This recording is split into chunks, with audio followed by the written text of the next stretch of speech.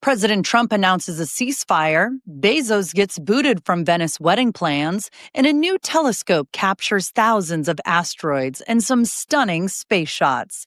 And today's trivia question, what is the world's smallest mammal by body length? It's Tuesday, June 24th. This is the Flyover Podcast. Welcome to the Flyover Podcast, taking you above the noise for an unbiased, high-altitude view of today's headlines with daily coverage that's honest and refreshing. Let's cruise the news and land the facts.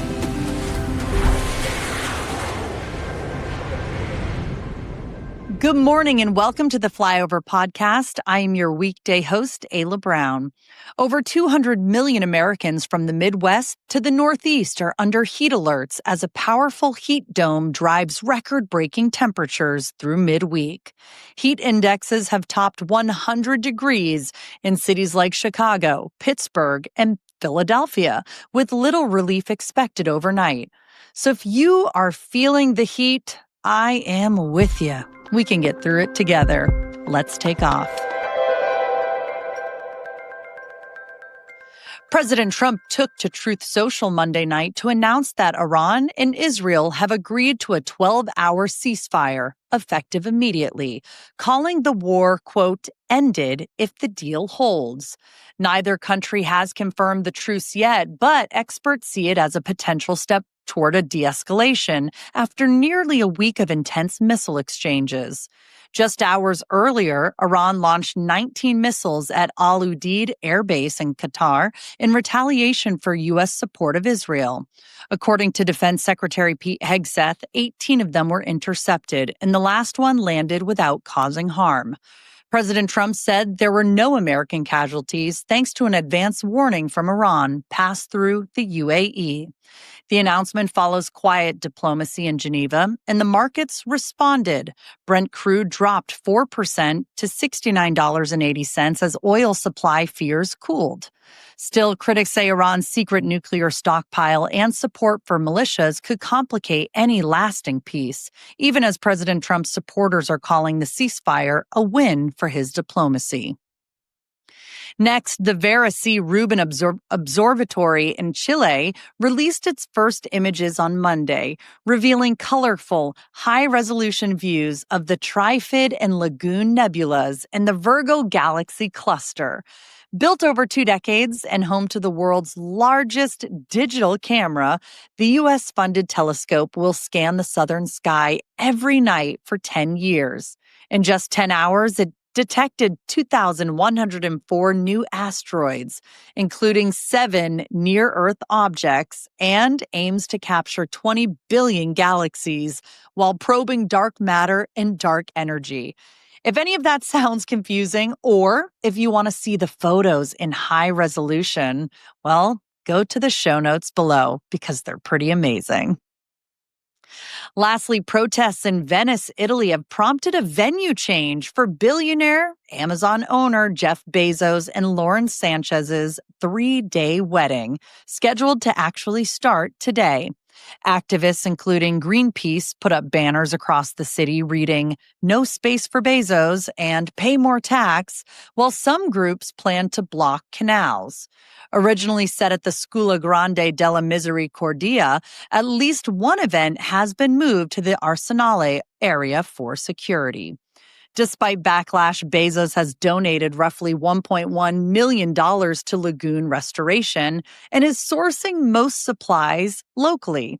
The city's mayor expects the wedding to generate up to $32 million in economic activity. Here's what's happening in politics today.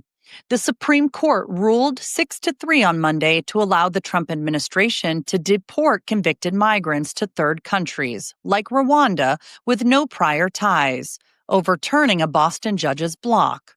The policy, affecting 10,000 criminal migrants yearly, skips legal relief hearings, citing national security and a 15% drop in repeat crimes.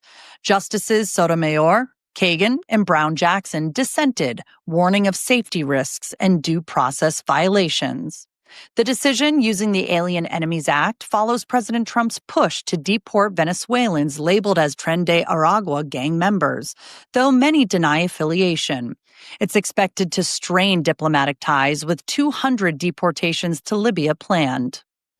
Next, House Speaker Mike Johnson opposed a bipartisan war powers resolution on Monday to limit U.S. military action in Iran, calling it, quote, premature after President Trump's strike on nuclear sites. Led by Representatives Thomas Massie and Ro Khanna, the resolution with 62 co-sponsors invokes the 1973 War Powers Act to require congressional approval. Iran's Monday missile attack on a U.S. base in Qatar, injuring 14 service members, heightened urgency. Johnson, citing classified briefings, backs President Trump's authority, but sponsors a plan a July vote. Next, New York City's Democratic mayoral primary today sees socialist Zohran Mamdani edging out former Governor Andrew Cuomo in a heated race. An Emerson College poll shows Mamdani at 52% to Cuomo's 48% in ranked choice voting, despite Cuomo's 35% to 32% first-round lead. Mamdani's free buses, rent freezes, and anti-Trump stance, backed by AOC and Bernie Sanders, draw young and minority voters. Cuomo, supported by Bloomberg and Clinton, leans on his experience and Black voter base. We'll see what the results come in later. Today, we are sponsored by Native Path Hydrate. If you didn't know, 75% of Americans don't get enough fluid daily, and that's not good. So unlike other drink mixes loaded with sugar or salt, Native Path Hydrate is made with all 9 essential amino acids plus BCAAs for muscle recovery, only 230 milligrams of sodium, which is perfect for daily use. It's also totally natural, sugar-free, and just 5 calories per serving. Whether it's post-workout, during travel, or just trying to get through a busy day, hey, we've all been there. It is a go-to for hydration without all that junk. With their 365-day money-back guarantee, there's really no risk, so try it for yourself at nativehydrate.com/flyover. That's nativehydrate.com/flyover. Or if it's easier, just click on that link in the description below. Here are some bonus stories just for listeners of the Flyover Podcast. New York Governor Kathy Hochul ordered the state's public utility to develop a 1-gigawatt nuclear power plant in upstate New York, the first major U.S. nuclear project since 2010. The plan aims to bolster energy reliability amid rising demand from AI data centers and electric vehicles, which could strain New York's grid by 2030. The plant, potentially at sites like Oswego, may partner with private firms like Constellation Energy and tap a $6 billion federal grant from the 2022 Inflation Reduction Act. New York's 2019 climate law targets 70% renewable energy by 2030, but nuclear, supplying 20% of state power, is key to replacing fossil fuels. Next, General Mills discontinued 3 Cheerios flavors. I'm sorry for all you Cheerios lovers. Some of them include Honey Nut Cheerios Medley Crunch, Chocolate Peanut Butter Cheerios, and 18-ounce Honey Nut Cheerios Minis. Why? Well, due to low sales and supply chain issues. The decision, effective this month, reflects a 3% drop in U.S. cereal demand since 2023. Some say it's due to competition from things like protein bars and yogurt. General Mills, which sells 100 million Cheerios boxes annually, said quality and price expectations just couldn't be met. Oh, and how about this? Speaking of food, a study just came out saying this about apples. They're rich in fiber, antioxidants, and polyphenols, as well as support heart health and blood sugar control, which is all good. But they're no miracle cure. Daily apple eaters who consume 1 medium apple show lower cholesterol and a 10% reduced risk of type 2 diabetes compared to non-eaters. That's based on data from 10,000 U.S. adults. You know the phrase, an apple a day keeps the doctor away? Well, it was coined in 1913. It kind of overstates the benefits. Scientists now suggest a different phrase. An apple a day keeps the pharmacist away. They say that one fits better. What do you think, though? Leave a comment in the comments section. That's your podcast extra roundup. Keep coming back every single day for more exclusive stories just for you. What if AI could think like Putin or Xi and help stop the next war before it starts? One new tool is doing exactly that. More about that after finance and sports. In finance, the FTC approved Omnicom's $13.5 billion acquisition of Interpublic on Monday, creating the world's largest ad agency, but barred the merged firm from steering ad dollars based on publishers' political views. The condition, a rare move, addresses concerns over ad boycotts, like those alleged against X by Elon Musk, while allowing individual advertisers to choose platforms. Tesla's stock surged 8.2% after launching its self-driving robotaxi service in Austin, Texas on Sunday, with 20 Model Y SUVs. The limited rollout with safety monitors but no drivers competes with Waymo's 300-vehicle fleet. Elon Musk aims for 1,000 robotaxis by year end. That still freaks me out somehow. And speaking of cars, Ford Motor Company announced a recall of almost 200,000 Mustang Mach-E SUVs from 2021 to the 2025 models, due to defective rear door latches that may trap backseat passengers. There were 12 reported incidents, including one injury, prompting free latch replacements at dealerships. And here's how the stock market did yesterday. The Nasdaq rose 0.94%, the S&P 500 climbed nearly 1%, and the Dow gained 0.89%. Bitcoin also bounced back, up over 2%, and gold ticked up slightly. But not everyone had a good day. Hims and Hers stock tumbled nearly 35% after Novo Nordisk pulled access to its popular weight loss drug, Wegovy, from Hims' telehealth platform. Some big sports news today. The Pac-12 Conference finalized a media rights deal with CBS on Monday, ensuring at least 4 football and 4 men's basketball games per season from 2026 to 2031. The agreement, covering the revamped 8-team league, includes Oregon State, Washington State, and 6 new members like Boise State and Colorado State. CBS will air the football championship game on Friday nights and the men's basketball tournament final, all streamed on Paramount+. The deal, valued at $15 million annually, adds to existing partnerships with ESPN and the CW. You can read more about the coverage for your favorite Pac-12 team in the show notes below. Speaking of teams, the Florida Panthers Stanley Cup Victory Parade on June 22nd in Fort Lauderdale attracted an estimated 400,000 fans, one of the largest NHL celebrations ever. Fans lined A1A Beach Boulevard, cheering players who danced to Chappell Roan's Pink Pony Club atop double-decker buses. The Panthers, defending their title with a 4-3 series win over Edmonton, marked their second straight cup. A rally at Fort Lauderdale Beach featured, listen to this, sushi from an Edmonton restaurant, a bit of a jab to their rivals. The parade outdrew Tampa Bay's 2021 event by 100,000 per city estimates. And congratulations, the Oklahoma City Thunder, fresh off their 2025 NBA championship with a 103-91 Game 7 win over Indiana, are favored at -270 to repeat in 2026. That's per BetMGM. The Cleveland Cavaliers and New York Knicks trail at +700, with the Lakers at +1,400. The Thunder's parade, by the way, is set for June 24th in Oklahoma City. In science and technology, North Star, an AI tool developed by ex-Harvard professor Arvid Bell's startup, simulates world leaders' decisions to forecast conflicts and guide diplomacy. It creates digital twins of figures like Xi Jinping or Vladimir Putin, mapping personality traits, stress responses, and past actions to predict crisis outcomes, such as border tensions or economic sanctions.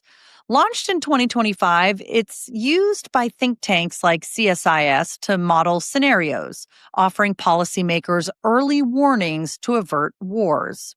Unlike traditional diplomacy, which relies on slow human analysis, North Star processes vast data sets, diplomatic cables, speeches, and social media in seconds, proposing negotiation strategies. If you think that's really interesting, you can check it out for yourself in the show notes below. And a Finnish study from Aalto University published June 23rd in Nature Communications found global population datasets undercount rural areas by up to 84%. Knowing this, it actually adds potentially 1 to 2 billion to the UN's 8.2 billion estimate. World Pop, the most accurate data set, missed 50% of rural residents in countries like China and Brazil, while GHS POP underestimated by 84%. Flawed censuses, outdated in remote regions, and poor infrastructure caused those types of gaps. It is Tuesday, so here's some Travel Tuesday news. Travelers face new TSA restrictions banning carry-on containers over 3.4 ounces for spreadable items like hummus, peanut butter, yogurt, salsa, pudding, honey, and creamy cheeses like brie, as these are classified as liquids, requiring stricter enforcement to avoid confiscation at checkpoints. Dang it. I always bring stuff like that with me when I travel. Next, beachgoers should note the 10 most dangerous U.S. beaches, ranked for risks like shark attacks, surf zone fatalities, and hurricane frequency, with spots like New Smyrna Beach, Florida, and North Shore in Hawaii topping the list due to 17 shark incidents and 30 rip current deaths in 2024 alone. Meanwhile, savvy travelers are ditching hotel booking sites, turning to AI tools like Google's Gemini to bypass cluttered ads and get clear, tailored recommendations for accommodations. With 25% of 2025 bookings made via AI, saving users an average of $50 per stay. Hey, every dollar is a dollar. Might as well save it when you can. Coming up next, a Los Angeles home, not owned, but rented by Audrey Hepburn in the 1950s, just hit the market. I'll tell you the shocking amount it's listed for. Coming up. Here's some stories we just couldn't leave out. Endangered southern resident orcas in the Salish Sea off Washington and British Columbia were filmed using seaweed as grooming tools, a behavior called kelping. Drone footage from this month shows J-pod orcas with only 73 individuals left dragging bull kelp over their bodies, likely to remove parasites and dead skin. The activity, observed in 12 of 20 sightings, often involves relatives, suggesting kind of a cute social bonding ritual passed down through generations. And a Los Angeles home in Holmby Hills, rented by Audrey Hepburn in the 1950s, hit the market for $10.8 million on June 20th, its first sale in 34 years. Oh my goodness. The 7,000 square foot home, well, it was made famous because a famous person lived there. Would you buy a house like that if a famous person lived there? Make a comment in the comments section below. Here's yesterday's poll question and, of course, the results. Do you own a home? 86% of you said yes. 7% said, no, I rent. 4% said, no, I live with family. And 3% said, no, but I want to. Thank you to everyone who voted, by the way. Here's the poll question for today. Which is your favorite casual dining chain? There's 7 different ways you can answer. Are you ready? Olive Garden, Applebee's, Red Lobster, Chili's, Cracker Barrel, TGI Fridays, or other. Oh my goodness, there's so many options. I'm going to vote other. I'm not really sure what exactly it is, but wait, Cheesecake Factory. Cheesecake Factory, that's the one for me. That would be what I would vote. By the way, if you want to vote in today's trivia and any trivia, all you have to do is go to the show notes below, click on the link, and it takes 2 seconds. I will read the answers in tomorrow's show. All right, all you animal people out here, what is the world's smallest mammal by body length? The answer, according to the Guinness Book of World Records, the smallest mammal by body length is Kitty's hog-nosed bat, otherwise known as the bumblebee bat. Its head body length is just over an inch, and it weighs only 0.05 ounces. It's 80 million times lighter than the world's largest mammal, which is the blue whale. See, I knew you would learn something today. Thank you so much for watching, listening, and sharing the Flyover Podcast. Don't forget, leave 5-star reviews, and I will see you tomorrow with more headlines. Until then, thank you so much for flying with us.